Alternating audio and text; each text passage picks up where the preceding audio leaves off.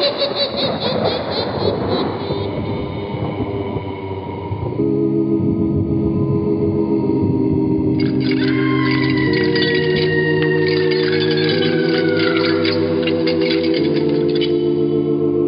Mysterious Old Radio Listening Society podcast.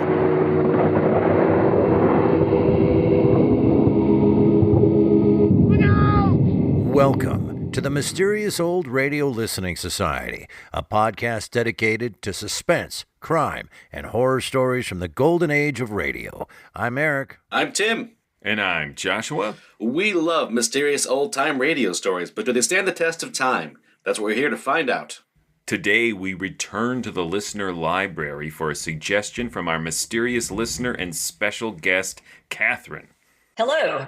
Catherine is a generous supporter of the Mysterious Old Radio Listening Society, and as a thank you, we invited her to join us for a discussion of an episode of her choosing. Catherine, what are we listening to today? We are listening to The 13th Sound from Suspense. Radio's outstanding theater of thrills debuted on CBS in 1942 and ran for an astounding 20 years. During that time, Suspense featured a cavalcade of stars, including one actress who became forever linked to the show, Agnes Moorehead.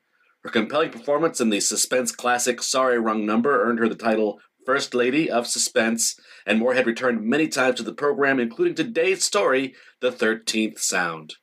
The 13th Sound features another frequent Suspense guest star, William Johnstone. Remembered today as the man who replaced Orson Welles as the Shadow, Johnstone's versatile voice graced hundreds of radio episodes during the Golden Age, including some of this podcast's favorite shows: Crime Classics, Dragnet, Escape, The Mysterious Traveler, Night Beat, The Whistler, and more. The 13th Sound is a reunion of sorts between Johnstone and Moorehead, who 9 years earlier shared the microphone as Lamont and Margot during Johnstone's first season on The Shadow. In addition to showcasing Moorehead and Johnstone, The 13th Sound was written by old-time radio power couple Elliot and Kathy Lewis. They regularly appeared as actors on Suspense, but this was their first and only script for the program. In 1950, Elliot Lewis became the producer of Suspense, ushering the program into a new decade. And now, let's listen to The 13th Sound from radio's outstanding theater of thrills, first broadcast February 13th, 1947. It's late at night, and a chill has set in. You're alone, and the only light you see is coming from an antique radio. Listen to the sounds coming from the speaker. Listen to the music and listen to the voices.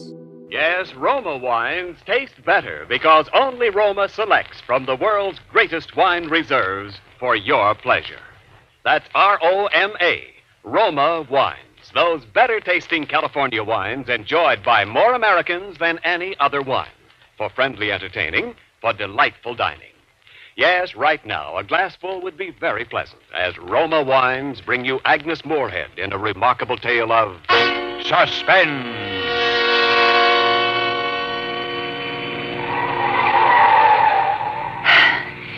We were driving too fast, but I knew that if I slowed down at all, I would begin to tremble. And so, although the road was tortuous, climbing steeply up the mountain, I kept my foot pressed hard on the gas pedal. Out of the corner of my eye, I could see that my husband was looking quietly into the green valley far below. He looked peaceful now. He had made his speech about driving too fast. I'd asked him to be quiet, and now he was quiet. I wondered what he would do if I stopped the car and told him right then that we were driving up to the Johnson house so that I might kill him. I parked the car on the highway at the foot of the dirt road leading up to the house. We walked quickly behind the heavy trees. My husband stopped once to wipe the dust off his shoes. I hurried him on, and we soon arrived at the front door. As planned, I'd forgotten the key. I did open my purse and look, however, and that gave me the opportunity to release the safety catch on the gun I had borrowed from my husband's belongings. I suggested that we try one of the windows. He agreed, and we slowly made our way through the underbrush that was growing wild at the side of the stucco building until we reached a first-floor window. The window was set high above the ground, and my husband had to stretch his body to reach it. I waited until he had his back to me, with his hands raised high in the air, reaching for the window frame. Then I opened my purse, took out the gun, aimed very carefully at a spot just in the center of his left shoulder blade, and pulled the trigger 4 times.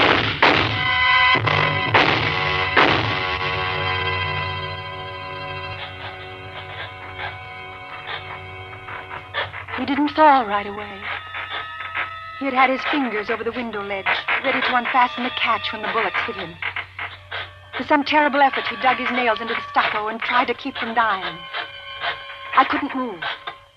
I wanted to scream, but my throat felt paralyzed. He tried to turn his face and look at me, but he hadn't that much life left. At last, he said,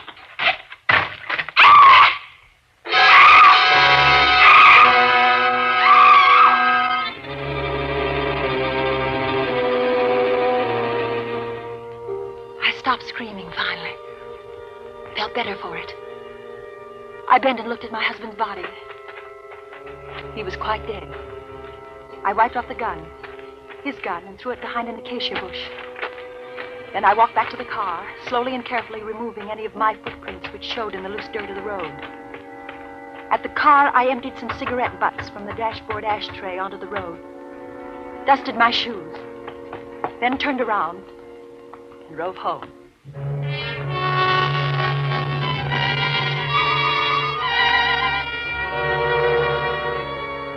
I put the car in the garage, went in and had my shower, and lay down in the library to wait.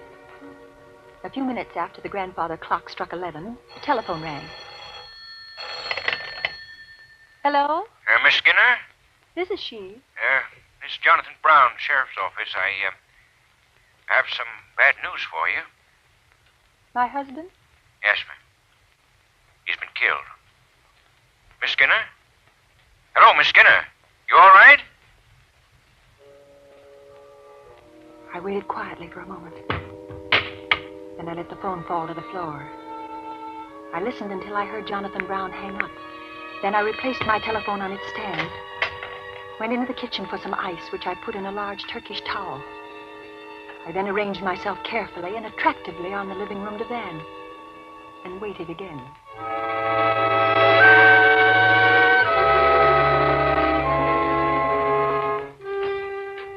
Miss Skinner. In here, please. Oh, yeah. Thank you. You all right, Miss Skinner? That was a stupid thing for me to do, breaking the news that way, you know. I'm all right. Well, I came over as soon as you dropped the phone. Well, I felt faint suddenly. Well, ain't no wonder.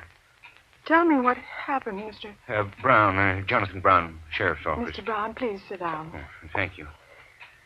Well, your husband was up at the Johnson house this afternoon, as well as we can figure. Up there on the side of the mountain, you know, and he must have been trying to get into the window, and somehow, somebody, well, shot him. You sure you want me to tell you? I'm sorry. Go on, please. Well, we looked around the place, couldn't see anything.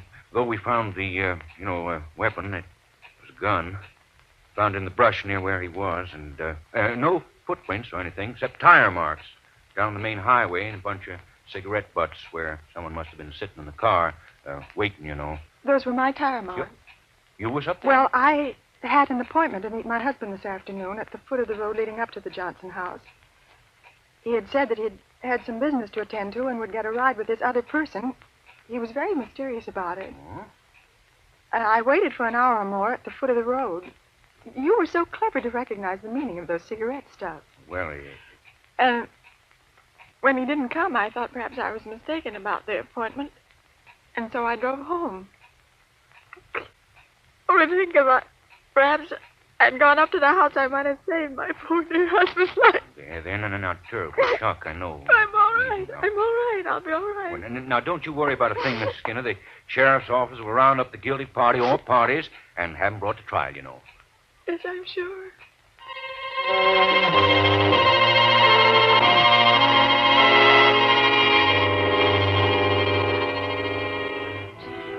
I slept well that night for the first time in 10 years. My husband, during his lifetime, had snored loudly and steadily, and during his later years, he had acquired the nervous and distressing habit of grinding his teeth in his sleep. This night all was quiet and peaceful in the house. In my house. And as I say, I slept beautifully. The next few days were also beautifully quiet. A few photographers and newspaper men, but they were kind and gentle and didn't make too much bother. Finally, Mr. Jonathan Brown called to say that he would send a car for me on Friday morning, the next day, as it turned out, to take me to the coroner's inquest. The small courtroom was crowded, and almost everyone there eyed me with great sympathy. The inquest proceeded evenly. There was as yet no evidence as to the identity of my husband's murderer. I again stated that I had left the tire marks and cigarette stubs at the foot of the road that led to the Johnson house. No, I hadn't heard a shot. No, my dear husband had no enemy. Then... I've had this blackboard brought to court so that I might show the position of the body when found. I think it might be of interest. Very well. Proceed. The body was found just below the first-story window on the left side of the house. The dead man was obviously trying to gain admittance, you know. He didn't die immediately, as I will show you, but stayed alive long enough to try to keep himself from falling, since marks from each of his fingernails were found running down the side of the building. Here, then, is the windowsill, and here are the marks of his fingernails. And here is the spot where the body lay when it was discovered. And here is the house. As he talked, he watched me. Ground floor. And I didn't know why until I heard the first scrape of the chalk against the blackboard. For one awful moment, it was the sound that had been made by my husband as he tried so desperately to hold himself alive. I found myself tightly holding the wooden table in front of me, my arms and body tense, trying not to faint. Since a large deposit of the dried stucco from the building was found under each of the victim's fingernails, I believe I can best illustrate the manner of the victim's last moments with a physical illustration. Suppose I am the victim, you know, and this blackboard is the side of the building. We hear the gunshots, and then the victim slowly sinks to the ground. Oh, please, I can't, sir. Please, don't make that.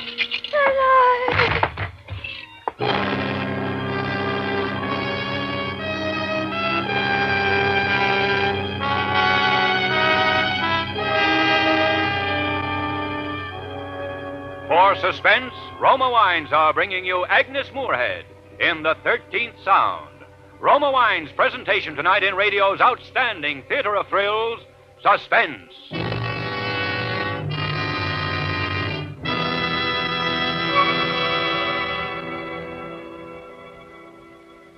Between the acts of Suspense, this is Ken Niles for Roma Wines.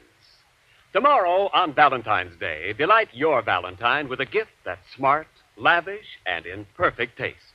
Say it with Roma Champagne, traditional wine of romance. Brilliant, bubbling Roma Champagne is an unforgettable token of your thoughtfulness. For pale gold, sprightly dry Roma California Champagne, made by the world-famous Charmant bulk process, is sparkling wine at its finest. Yes, to make any golden moment live forever, say it with Roma Champagne. And remember, you enjoy an exclusive difference, a better taste in Roma Champagne. For Roma crushes only the choicest grapes, especially selected for fine champagne. Then Roma vintners' unmatched skill, the magic of necessary time, and America's finest wine-making resources guide this grape treasure to rare taste luxury. Finally, from the famed Roma Champagne cellars to you comes better tasting Roma Champagne. So this Valentine's Day, say it with Roma. Roma Champagne, golden masterpiece of Roma, the greatest name in wine. And now, Roma Wines bring back to our Hollywood soundstage Agnes Moorehead as Mrs. Sally Skinner and William Johnstone as Jonathan Brown in the 13th Sound, a tale well calculated to keep you in suspense.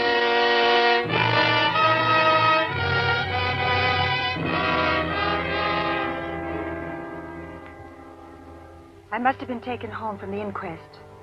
For the next consciousness I had, I was lying on the guest bed.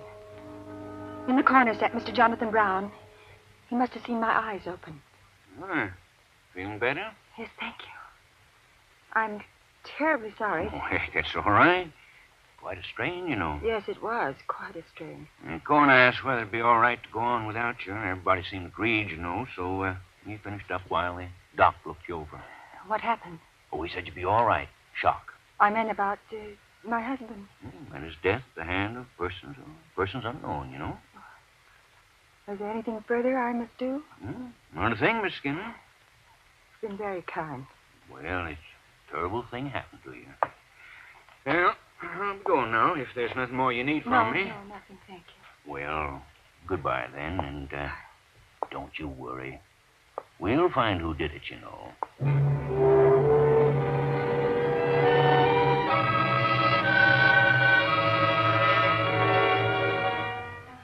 After he had left, I had the time to be angry at myself for my behavior at the inquest. What must the people have thought? To faint only from the noise of a piece of chalk on a blackboard? I wondered if Mr. Brown had suspected anything, because as I remembered back to earlier afternoon, he had been watching me as he drew those silly little diagrams on the board. He hadn't been looking anywhere else, not at the coroner or at any of the reporters, not even at what he was doing. He'd been looking at me. Well, of course he was looking at me. He was showing his sympathy.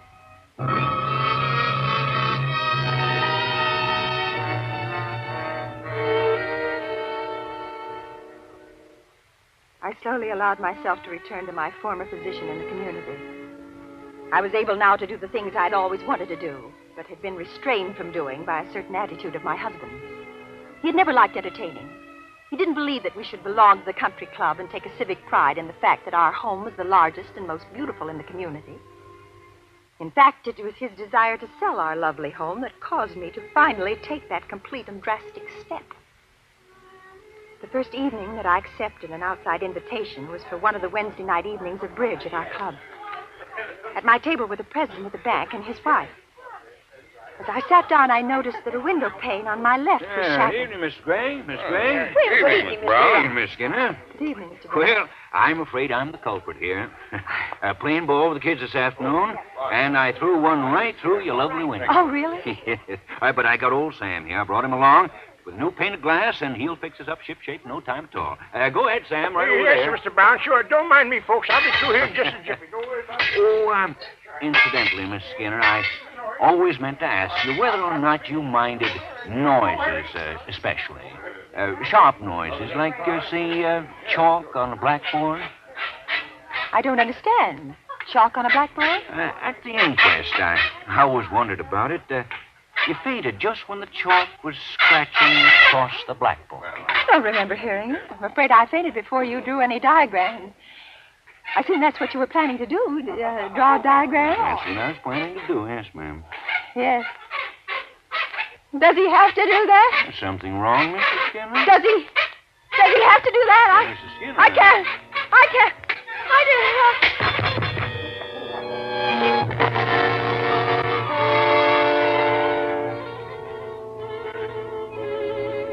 I stayed at home for the next few days. I canceled all appointments. The heat really was unbearable. In October, I resumed my activities. I began to see people again. I grew especially interested in chamber music. Through my activity, I arranged a musical evening to be given by a group of which I was the second vice president. They planned the formation of a Philharmonic Society eventually. I went to the music hall alone, and I was studying my program when... Is this seat taken? Well, good evening, Mr. Brown. Well, Miss Skinner, good evening. Didn't recognize you, ma'am. Well, I was to be joined later. Well, I'll just sit here a moment, then. You know, I'm terribly sorry about the other night. It's really nothing at all for you to be sorry about. Very kind of you to say that, you know, but I do feel guilty as all sin, being the cause of you getting sick like that. Really, Mr. Brown, I wasn't sick at all. Well, Mr. Gregg told me I'd probably been affected by the heat. It was very close in the club that night, if you'll remember. Yes, well, it was.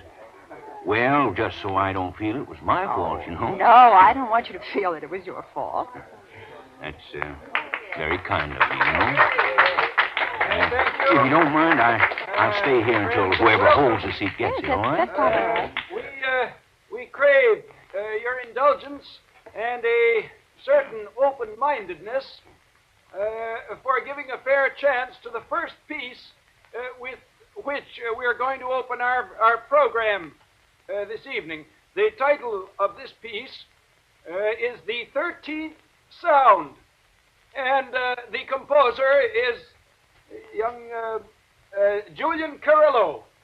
This piece, because of the unorthodox nature of it, created a veritable furor in New York City some weeks ago on the occasion of its premiere. It's what you'd call, I guess, modern music. And the really unusual thing about it is that the instruments, instead of playing as they usually do in Mozart, Haydn, and such classical veins, play in quarter tones. Now, a quarter tone is somewhere in between the other tones, such as we are accustomed to hearing. So on this following piece, the instruments are not playing, as you would think, out of tune. This is the way it is supposed to sound. Thank you. So now the various members of the quartet will tune their various instruments into these quarter tones, and this is quite a short piece, but I know you're going to like it. Tune up, gentlemen.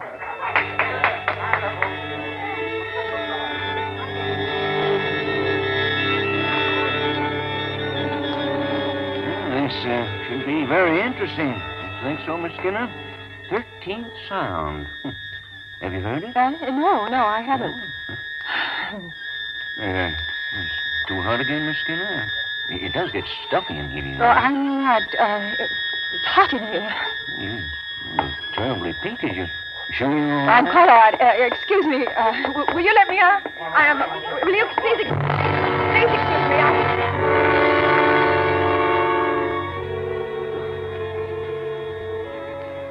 I left Mr. Brown sitting there. My man drove me home.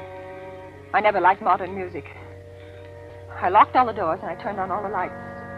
And then I did a foolish thing. I found a hammer and a piece of board.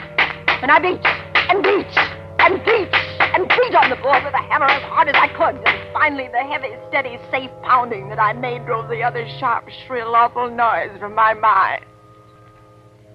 Then I turned out all the lights and opened the windows and went to sleep. I didn't sleep well, but I didn't stay awake either.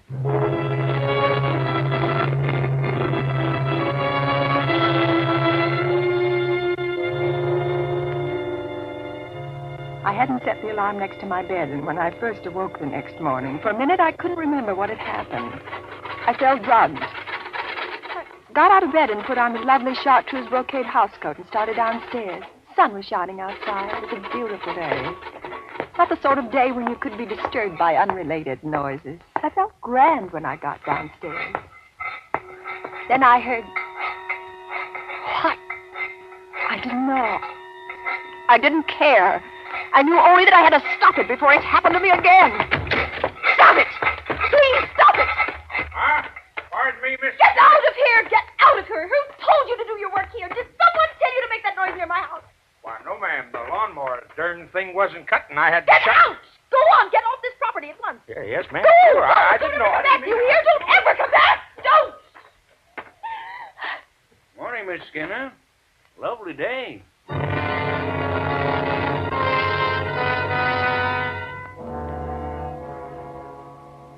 I turned and ran.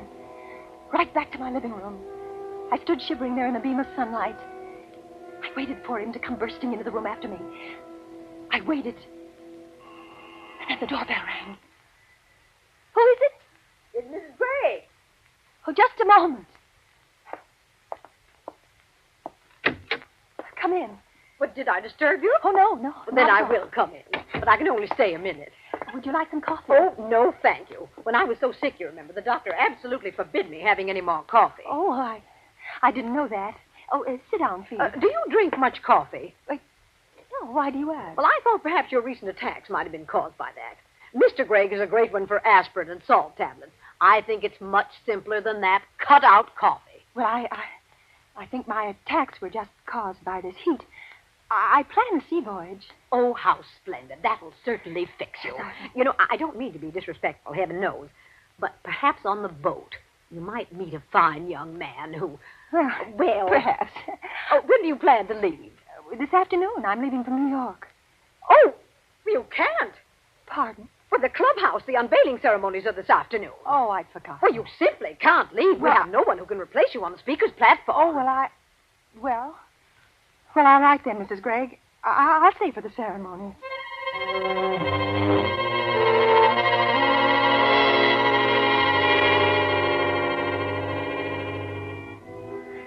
I drove to the new clubhouse with Mr. and Mrs. Gregg.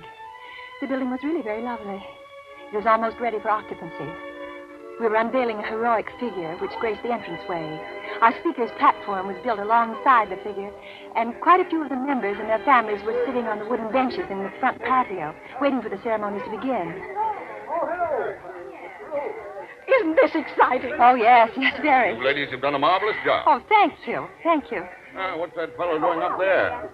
Where? See, up on the roof there, that truckman. Oh, yes. Makes me nervous to see people at such heights. Awfully close to the edge. I guess he knows his business, I imagine. Yes, I suppose it... I'm very anxious to hear your little talk, Mrs. Skinner. Well, thank you. I think you've managed admirably since your unfortunate... Well, you understand. Yes, thank you. Well, I think we should get on with it, eh? Well, I believe it'll be only a few more minutes. What is it? What is it? Good heavens, look, that's the workman. He's going to fall. Can't someone catch him? He's hanging on the ledge. Oh. Some of the men are running up there now. But they've got to catch him. Oh, they will. They got to catch him. What? Oh. He's falling. Oh. Now, turn your eyes, ladies. Turn your eyes. What? I did it. Why, nonsense, Mrs. Skinner. You had nothing to do with it. I did it. I killed him. Why, I not killed hurt him. at all. I did it. I killed him. Oh, you're not well. I killed Here. him. Listen to Let me. me take you home. Listen to me. Listen You'll to me. be all right. Listen to me. I killed him. Listen to me. Don't you understand? I killed him, Mr. Brown. Make him stop the noise. Did you hear it? I killed him. I know, man. It's going to be all right, you know. You just come along with me.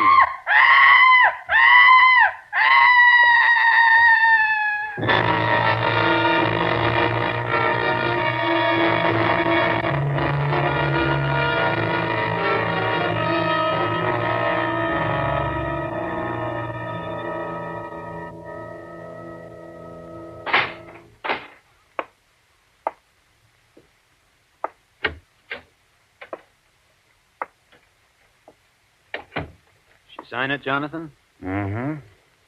Yeah. Shame. Yeah, people do funny things. Yeah.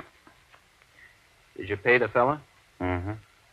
He's clever, very clever. Sure is. I really thought he was falling off of that building. Used to be an acrobat. Oh. Say, how did he make that noise? Yeah. Holding 10-penny nails in his hands. Scraped them along the face of the building as he slid down. Yeah, did you think of that, too? Mm-hmm. Made an awful racket. Mm-hmm.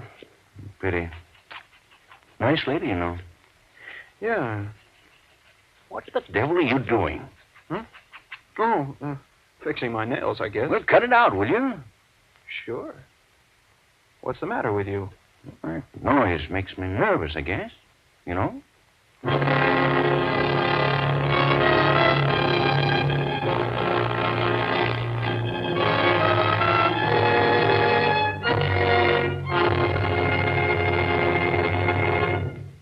Suspense. Presented by Roma Wines, R-O-M-A, Roma, America's favorite wines. This is Ken Niles returning for a curtain call with a brilliant star of tonight's suspense play, Agnes Moorehead. Apparently, Agnes, you're not superstitious, accepting the lead in a play called The 13th Sound on February 13th. Superstitions are no phobia with me, Ken, but I do have one. What is it? I refuse to give a party for 13 people. Yes, but even a 13th guest is in luck, Agnes, when you serve Roma Port. Ruby red, fragrant, nectar-sweet Roma California Port adds warmth to the welcome for everyone. And Roma Port is so easy to serve. You simply pour and hospitality reigns. Yes, Ken. Roma Port does make entertaining a pleasure. Not only that, Agnes, there's a difference you can taste in all Roma wines. And this better taste begins with the choicest grapes in all California. Then Roma's unmatched skill and winemaking resources guide these luscious grapes unhurriedly to tempting taste perfection. Later, Roma places this rich taste treasure with Roma wines of years before. And finally, Roma selects from the world's greatest wine reserves for your pleasure. Well, it's easy to see why Roma wines taste better, Ken. Yes, Agnes, and here's the most conclusive proof of all. A gift basket of Roma wines for you and your guests to enjoy with the compliment of Roma, the greatest name in wine. I'm delighted, Ken. Thank you very much. And good night. Tonight's suspense play was written by Kathy and Elliot Lewis. Next Thursday, same time, you will hear Ann Baxter as star of Suspense. Produced and directed by William Spear for the Roma Wine Company of Fresno, California.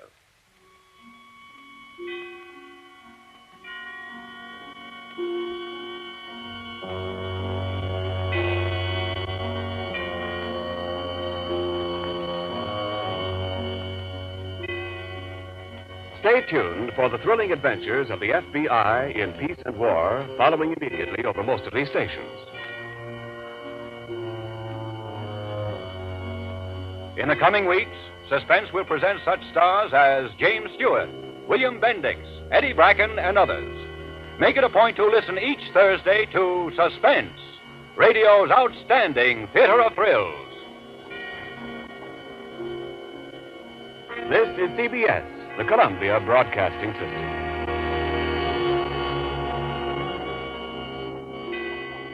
That was the 13th Sound from Suspense here on the Mysterious Old Radio Listening Society podcast. Once again, I'm Eric. I'm Tim. And I'm Joshua. And we are joined by our generous Patreon supporter, Catherine. Once again, hello, Catherine. Hello, Eric. I love that. Yes, please do not say hi to the other two. I am what matters. And the others? Yeah. So, Professor Marianne, thank you for joining us. Yes. Hello, Eric and the others. Is that better? Yes, thank you. Actually fills me with great joy. All right. So you picked this for your guest appearance here on our podcast. Why did you pick the 13th Sound from Suspense? So I did this for a couple of reasons. One, I love Agnes Moorehead as a radio actor. I also thought she was awesome on Bewitched, but her voice is just lovely to me. I like hearing it. I think she does great things with it. So I was keen to find something that she was in, and I picked this one for the second reason that it is, unfortunately, a stereotype of the clever, independent woman being a complete psychopath. But I thought she did a very good job with it. And third, most importantly, I picked this because the main character is the sound. It is actually the Foley that runs through the entire episode from the very first second right up until that last bit at the end with William Johnstone saying that he doesn't like noise. So in a capsule, those are the three reasons I picked it. My first question for everybody is, have I heard or seen this somewhere before? Either I've heard this episode of Suspense or I've seen it on television, or why does this seem so familiar? I think it's because this is essentially Columbo meets the Telltale Heart. Well, yeah. Only told with sound, as Catherine was describing, in such a spectacularly interesting and I think complex way. My guess is that somewhere down the line, I listened to this episode of Suspense and I kind of forgot. So I was just going to ask you guys in case you said, yes, Eric, we've done this story 10 times, much like The Signalman, and you're an idiot. It was redone by Suspense in 1951 with, I think it was Ann Baxter, but it's not a very good production, in my opinion. I have yet to find anything that Agnes Moorehead's ever done, and that includes Bewitched. I'm with you. I'm so with you. I've yet to find anything that she doesn't really excel at, and I enjoy it greatly, so that helps. I thought that it succeeded in something that I knew what was coming.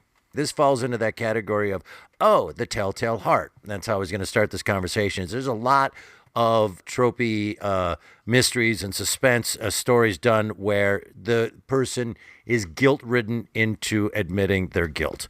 And at that point, then you say, well, that's okay. How well was it done? I agree with you totally. This is not about a surprise twist. Essentially, in the court scene when he is scratching on the chalkboard with the chalk and she nearly faints, you know where this is headed. It is an inevitability that she is going to crack. But I don't think that's meant to be hidden from the listener. I think it is very much wearing its influence on its sleeve. And the joy of this episode is the little surprises in each escalating step in the soundscape that is created to terrorize her and the listener. That's what I love so much, because these are all terrible sounds. A lot of them made me writhe a little bit. So in that way, you could relate to this killer. And I think that structure in and of itself makes this quite appealing. There's many things that jumped out for me, but the Foley was amazing because it was definitely like in my teeth, in my spine, hearing these sounds and just like, we're going to do this for a half an hour. Settle in. You're in for this. We've discussed on the show most of the things that are wrong with me and all of the weird things that I have in my life that make daily living a torture. And I have to add another one to the list. Chalk on a chalkboard is not something I can deal with. I can't hear it. And I don't mean nails on a chalkboard. I mean just chalk on a chalkboard. I can't stand the touch of chalk. I can't stand the feel of it, the sound it makes. So I'm with you, possibly for a different reason, that yes, the Foley with the chalk was real and disturbing and difficult, but not in an enjoyable way at all. Like I was thinking, hey, yeah, you're doing a great job of telling this story. I was like, please get beyond this. Move on. I'm just really glad there were no heartbeats. Didn't you admire the effect it had on you, though? Like, this just reaches out of the speaker and it drags you kicking and screaming into it. And it's not just the sound effects. I mean, that opening scene is exhilarating. The way it crossfades from the suspense music into these screeching tires.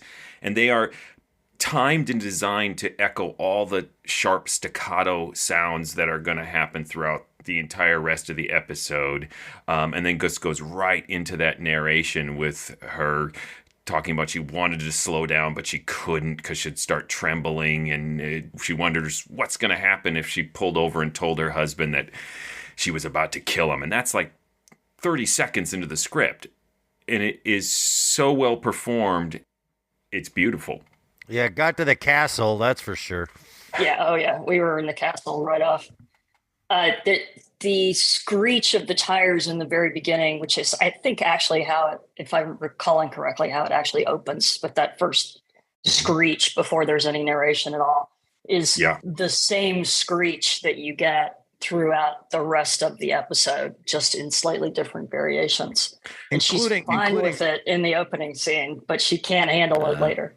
So. Including her screaming. Oh, yeah, her screaming was a laugh riot. That was awesome. Yeah, let me repeat. I think it's really cool, Josh. I think that what I'm trying to say is that had more of an effect on me than I think a normal human being. I think that was totally conscious of, like, we are going to make people squirm. So I'm not alone. Other people hate chalk on chalkboard. Everyone has a sort of variation on that. I never want to tell mine because then people will know. And I promise to edit it out. Just tell us. It's cutting cardboard. Oh. Like, just every once in a while, if you're cutting cardboard, you hit that squeak. It's just... Gah! My high school girlfriend couldn't take metal on teeth. Yep. So I had to relearn how to eat. So that I would not scrape a fork across my teeth when I ate. Oh, I thought you were eating like a bowl of nuts and bolts. So I was eating, and then she smacked me so hard that I had to relearn how to use basic human functions. I've gotten off topic. No, let's go back to this. So she hit you? No!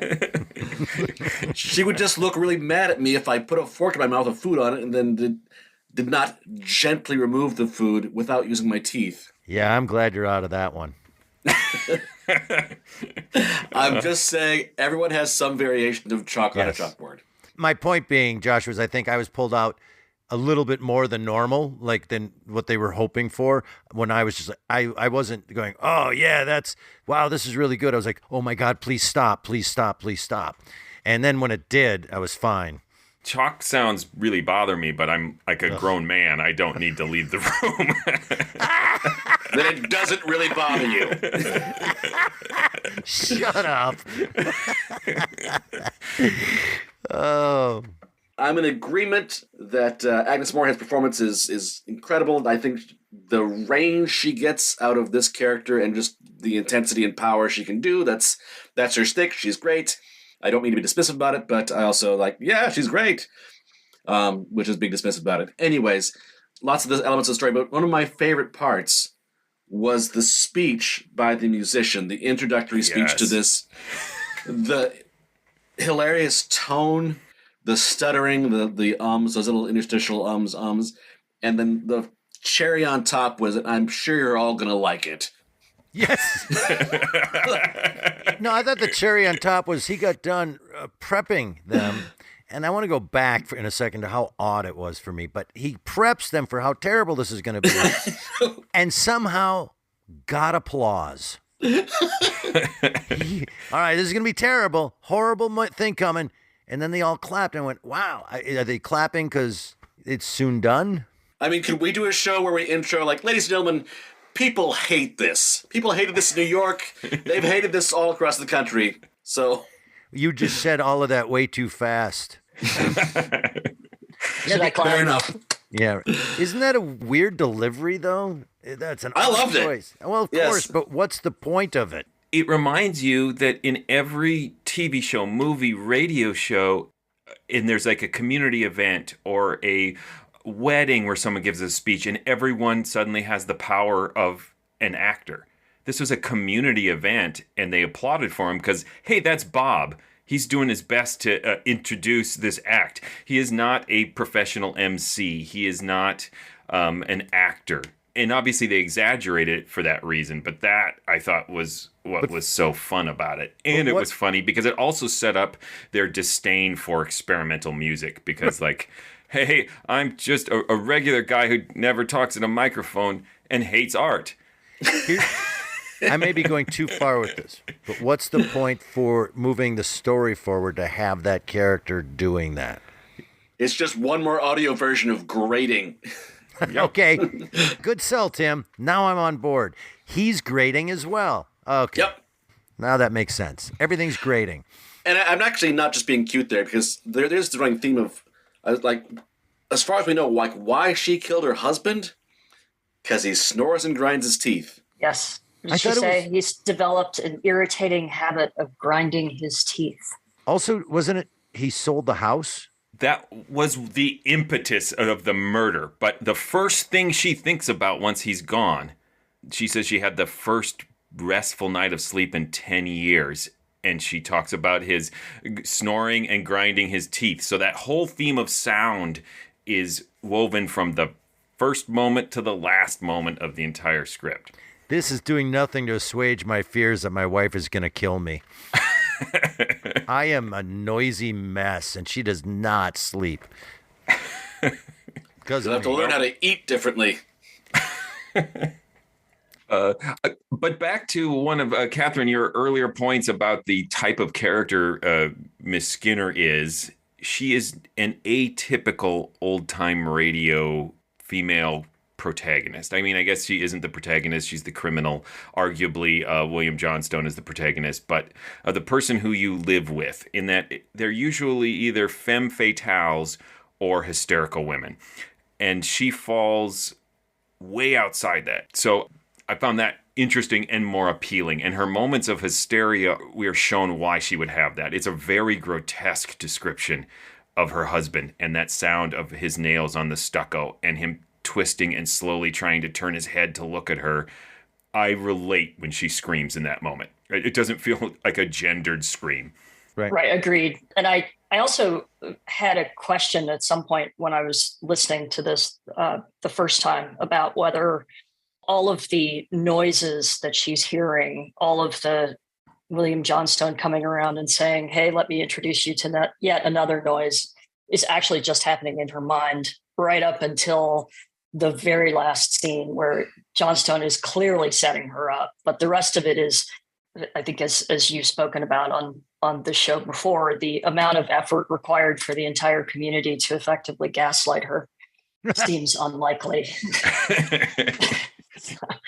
So I do think that she is an unusual character in that respect, and also that female murderers in old time radio aren't usually this smart. Right. When she goes through exactly what she's going to do to get him up to the house. She's taken his gun. She dumps the cigarettes out. That was a beautiful sound effect of the cigarettes were being dumped out on the road. And you have actually done a more than one episode this year about really smart women who get gaslit and ultimately run around screaming, I did it. But it just strikes me as a very interesting in quotation marks, of how you are portraying a driven, intelligent, independent female who has to be fooled into confessing that she did it, unlike with men who in old time radio, who there's the determined detective will actually find the clues to get. Now that's a vast oversimplification, but it is something that I've been thinking about lately. I think that's in the other half of the genre that Josh mentioned at the top, of how much of a gradation is this? This is Telltale Heart versus Columbo, which in my thinking, like, she is the protagonist, the detective is the antagonist, in the same way that Columbo is the antagonist of his own stories. And how much did he know from the get-go of, like, this guy's murdered, 90% chance it's the spouse, and just start from that point of view, even with no evidence, just like, that's the odds. It's a pretty horrific way of getting her to confess, though. Oh, yeah. And like Columbo, it gets more and more theatrical and elaborate and more bordering on harassment. If she were not guilty, you would start to question whether he had any right to do this. And back to your point about these type of stereotypes, I think it's interesting that the script seems to acknowledge it at the top, in that they have Agnes Moorehead's character act out the way she's expected to react.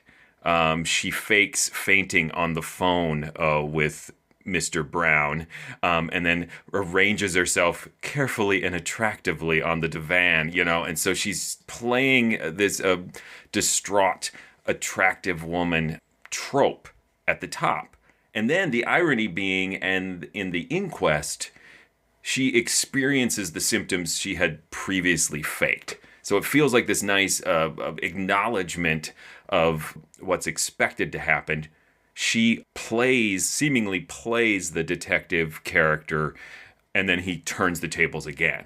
So, like I said, I think it is tropey and simple on the surface, but it is deceptively simple. If you start digging into the script, there's just a lot going on.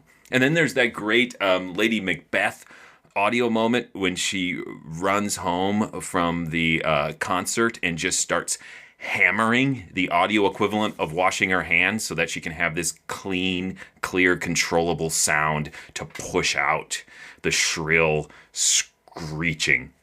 It shows you how much the Lewises are taking this idea of making sound as you said, Captain, the main character, and they just make sure it is woven in some new and interesting way into each and every scene. It's the only script they did for suspense. Did they do any other ones, Joshua?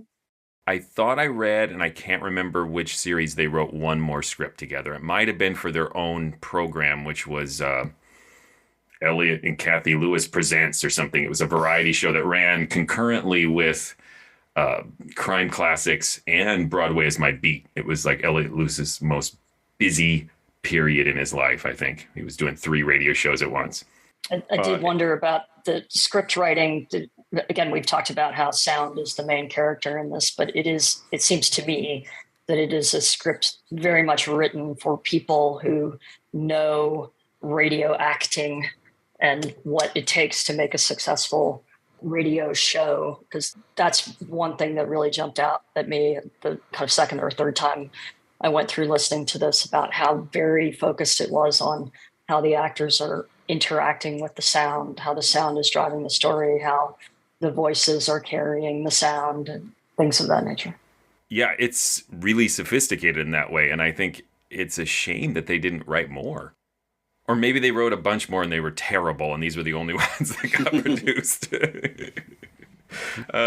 The last thing I wanted to say about Agnes Moorehead's character was that she was an interesting form of unreliable narrator in that she was just bad at it. You knew she was deceiving herself, but in her narration, she continually said things like, "Oh, he was just looking at me at the inquest out of sympathy," and "Oh, I didn't faint out of guilt. It was the heat." And so I just stayed in for the rest of the summer and came out for this concert in October. And so it was an interesting tweak on that narrator character who's lying so badly that we as the listener just know she's full of it. Yeah, it's a fine line between, what is being done to her on purpose, and when you're that guilt-ridden, a lot of normal noises could be interpreted by her as, manifestations of her guilt. So, how much of this is happenstance or set up, and as you said, entire community helping gaslight her, as opposed to just noise bothering her in general because she, in the deep recesses of her mind, is reliving that horrible moment when he hung on to the stucco a little too long. And I think that's very intentional to play that line in this script, because you go through all the paranoid steps that she goes through. It kind of culminates in that second to last scene with the guy fixing the lawnmower, because at first he's just this guy next door or across the street, wherever he is, and it seems like it's totally disconnected from Brown. And then suddenly he walks by and just says hello. I start to feel her level of panic at that moment, where it's just like, you can't escape this guy. She was wearing a lovely chartreuse brocade housecoat, however. Nice detail. Who guilty? Exactly. Who isn't? I did love all these little details in the script where she talks about, as you said, Joshua, arranging herself attractively, but she wrapped some ice in a Turkish towel. She put on her lovely chartreuse brocade housecoat. She's the second vice president of the Chamber Music Association. It's the wonderful little bits of detail that make it realistic, but also give you a really good idea of what kind of character she is. Also, all of that sets you up to make her unlikable, for you to wish and root against her because it exposes her privilege. I think it's on purpose to put that kind of language in there so that you realize how shallow she is. And doesn't she refer to that she has a man, but never goes into any more detail than just "I have a man" for right? I think it ends up being a little more complex. I mean, you're right, she is privileged, but because she had no control over what to do with that wealth, she wanted to use it in a different way than her husband did. And her husband just seemed more like he wasn't virtuous, just lazy and didn't want to bother with any of that stuff, and didn't want her to do it because he didn't want to do it. So it was tempered by the fact that she had no power to change things. I'm not saying so her only choice was murder, but it makes her feel more of a human character, while also not making you too sympathetic. It's that perfect fine line. There's no greater display of her privilege, I feel, than explaining I have plans to go abroad, being told, "No, you have a thing this afternoon," and her saying, "Okay." Right. If I'm traveling to different continents, I can't change plans that day, really. No. No. Well, is there any other thoughts that people have on this before we send it to a vote? Curious if any of you guys made it through the Roma pork product placement at the end of the episode. Oh, yeah. Yes. Again, I'm just a big fan of Agnes Moorehead's. Ken kind of gives her the gift basket of wine, and she gives this little delighted noise. Yes. You could just barely hear it about her. Of course, she knows this is coming, right? And if she was handed anything, right? She would, but the way she said, "I'm delighted, Ken," was like, "Can we please just end this commercial right now so I can get the hell out of here?" I just loved it. It just made me laugh. Right. She's like, "I'm delightfully sober, Ken." Right. Can we wrap this up? I don't know. Ken, I don't know if you're aware of this, but I can buy good wine. I tried to do the tiniest little bit of research for this recording, and it was not fruitful. But in related to that unlucky 13 guests at a party, I had been told once that in France at some point there was a group called the 14 Club, 14 being French for 14, that if you were having dinner and some number of guests canceled so that you were down to 13 guests, that was so unlucky, this club existed to send a 14th person out to have dinner with you at a moment's notice. That is a good gig. That would be awesome. And it'd be nice just to, when you're throwing a party, let's get one random person that none of us know. Just invite 12, and then you'll never have that problem, unless someone brings a buddy. And then you're like, oh, thanks. Gotta call the 14 Club. Right. Speaking of 13, we never even talked about the music nerdery going on in here. I don't want to talk about it in depth, mainly because I don't know much about it, but Julian Carrillo is a Mexican composer. The 13th Sound was a theory of microtonal music, or he was the name most associated with it. So Google his music, and it is really uncomfortable. It seems like I'm sure you're gonna like music. Yes. See, Tim, that's how research works. I looked at 2 pages of Google results. 2. Oh, wow. That's very interesting, though. It's, like I said, there's so much in this. Great episode, in my opinion, but I would say that, wouldn't I? Well, perfect timing. Let's send it to the vote then. Well, there was nothing very surprising about what happened, which is usually not a great place for me to be. I found it just wonderfully interesting and definitely stands a test of time. Therefore, I think it's a classic piece of radio. I will be on the same page. I will call this a classic episode of radio. It was written and produced with a lot of integrity. There's a lot of structure in there that really shines through and contributes all to the same goal. I think it draws from classic sources, that being Telltale Heart, without being just like a rehash. It carries that theme and structure forward in a new and interesting way. And I'm not being flippant when I say it's like a precursor to Columbo structure. I think it's very much there and well ahead of its time. So yes, classic.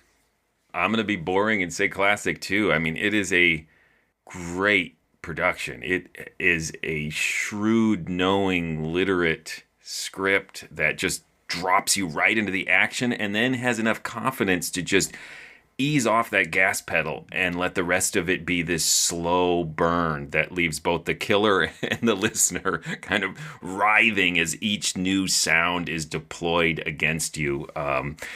And I do think it has surprises. It's just they're all small surprises in escalation and sound and in things like that MC. The surprises to me come with the commitment to their goal and the success of that goal, to just make this a showcase of what radio can be and all of its strengths. And they do have the advantage. I know Catherine mentioned a later production isn't as good. This one has the advantage of just having this powerhouse group of people in the form of Kathy and Elliot Lewis and William Johnstone, who's so good as this affable, seemingly unserious detective from the sheriff's department, and of course Agnes Moorehead is brilliant. So yeah, you just can't lose with this. This is one of my new favorite old-time radio shows. So thank you, Catherine. And Catherine, I know you brought it, but your vote? Oh, my vote, total classic, stands the test of chalk on the chalkboard. I first listened to this, it's probably 2 or 3 years ago, and you learn in the first 15 seconds that she's about to kill her husband. So there's a real shock there. And then as the sound unravels throughout the rest of the episode, and really drives towards that ending. I just think it's an incredible piece of radio. And I find it haunting. There are parts of this that I cannot listen to. I have to actually turn down the sound. Right. So classic, stands the test of time. And Agnes Moorehead, who, as we've all said multiple times, is just a brilliant, brilliant voice actress. That is correct. Speaking of brilliant, Tim, tell them stuff. Hey! Aw, thanks. Please go visit ghoulishdelights.com. That is the home of this podcast. You will find other episodes there. You will also find polls. You can vote in and let us know what you think of these episodes. You can leave comments. You can send us messages. You can link to our social media pages. You can link to our Threadless store and buy some swag. I think we're going to have some new swag here pretty soon. Talk about that later. And you can also link to our Patreon page. Yes, go to patreon.com/themorals and become a patron just like Catherine. It's a lot of fun, isn't it, Catherine? It's a lot of fun, Joshua. Excellent. Thank you. We have all sorts of great opportunities for patrons. You could be on the podcast like Catherine. You can join us for our Zoom happy hours and for my Zoom book club. I know, Catherine, we're struggling to make our times line up for people who are in the UK, and eventually we will do that Zoom happy brunch so we can include all of our overseas listeners. So we're working on it. But yeah, so just if you'd like to join us, go to patreon.com/themorals. I love that Catherine just became your Gracie Allen. Hey, if you'd like to see us performing old-time radio shows and audio drama live on stage, we are performing somewhere every month and have been for many years. You can find out what we are performing, and we do a lot of classic old-time radio shows and a lot of our own original audio drama. You can find out what we're doing this month by going to ghoulishdelights.com or go to mysteriousolidradiolisteningsociety.com, and there you will see links to how to find tickets and find out what we're doing and where. And if you can't make it, well, if you're a Patreon like Catherine Gracie Allen, then you are able to watch them because you're a Patreon. We record them for you. So there's two ways you can see us performing live. All right. What is coming up next? Next is your pick, Eric.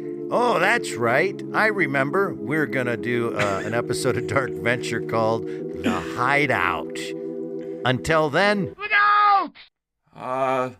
And now we would like to present for listeners who are interested, Julian Carrillo and his 13th Sound ensemble of Havana, with Mr. Carrillo's composition, Prelude to Christopher Columbus. It's an appropriately eerie and distressing piece, which demonstrates his commitment to microtonal theories of music. I know you'll like it.